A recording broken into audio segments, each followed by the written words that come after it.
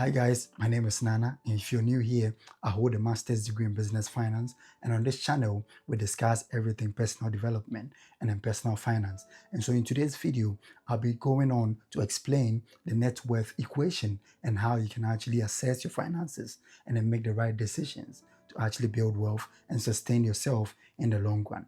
And so without further ado, let's just go straight into the point. In the book Millionaire Next Door, reference is made to how the ultra-rich in the US tend to live a very normal lifestyle and then save or invest what is left at the end of the month. On the contrary, we've seen several people, of course, with high-paid athletes and people of so much fame and influence come out at the end of the day to file bankruptcy. So how then can you manage your finances? Without further ado, let's just go into the wealth equation. So according to the Millionaire Next Door, the expected net worth of an individual should be the person's age times the person's gross income or your pre-tax annual income divided by 10. And so this is the basic equation that the authors of the Millionaire Next Door actually go on to propose in order for you to calculate how much your net worth should be based on your age and your annual gross income.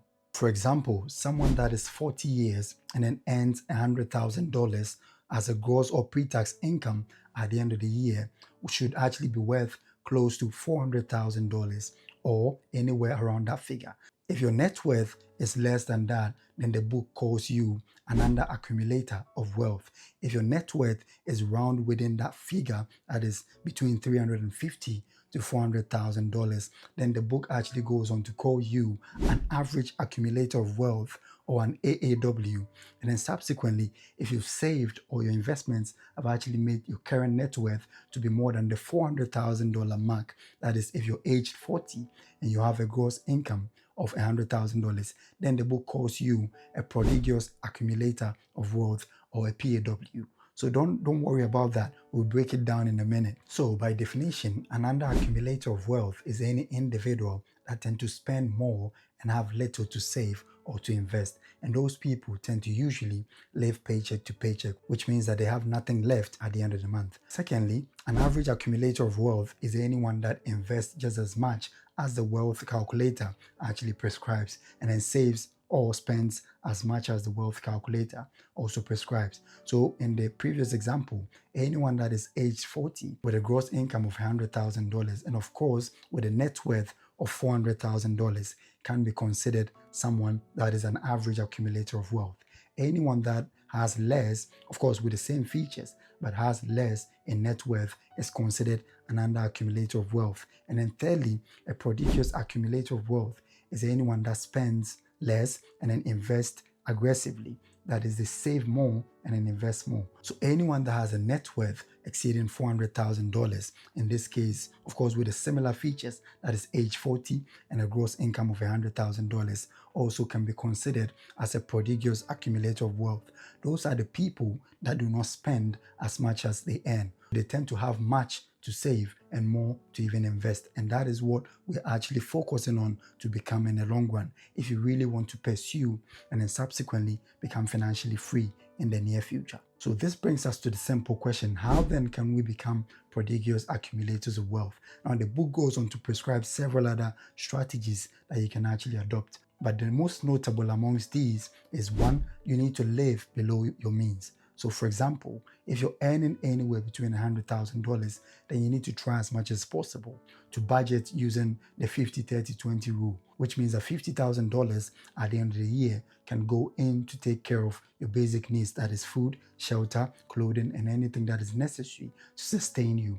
The 30%, which is a further $30,000, can go on to actually help you to sustain yourself in the form of entertainment or amusement, or probably even adding value or skills to yourself, which also increases your chances of earning in the near future. The last 20% of your gross income or your annual earnings can go on to take care of investment, savings, or any debt that you accrue at the end of the year. So what you need to know is that you need to focus on budgeting, which also helps you to live below your means. And that is the first thing that you need to consider in order for you to achieve the goal of becoming a prodigious accumulator of wealth. This brings us to the second strategy, which is to invest early and to invest consistently. Now, investment is one of the most difficult things for people to know and to do. However, what you need to know is that investment is not for the rich. Investment is a way to build wealth and to become rich. So it's more like a tool that people will adopt in order for them to become successful financially. So what you need to know is that you don't have to have huge sums of money stored up or excess amounts of money before you'll be able to start investing. You can try as much as possible and then automate little payments on a weekly basis that also go on to buy fractional shares in the stock market and then increase your chances of becoming successful. I have a full video on how you can invest with as little as 10 or 20 pounds at the end of every week to increase your chances of taking advantage of the compound interest effect and then building wealth or achieving your financial goals at the end of the year. And I'll link that video down in the description, which you can take a look at once you're done with this one. This brings us to the third and the last strategy, which is to teach your kids financial discipline. But Proctor goes on to propose the concept of a paradigm.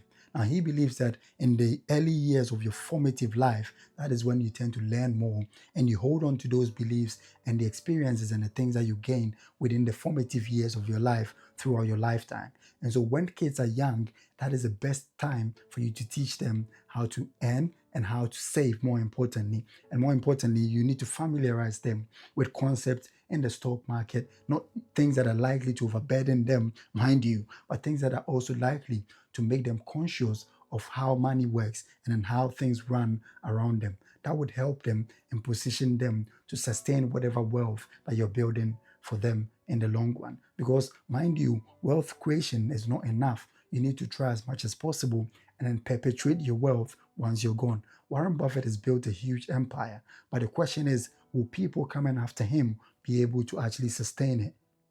People that is likely to hand over these things to, are they likely? Do they have the skill set, the experiences, the discipline and the leadership skills and the qualities to actually sustain the wealth? If they don't have it, then everything that is actually gone on to sacrifice or put on the line over all these years would actually be an exercise in one thing, that is futility. So you need to try as much as possible and then teach your kids also how to amass wealth by becoming prodigious accumulators of wealth. Thank you very much for spending time with us and see you in the next video. I hope this helps.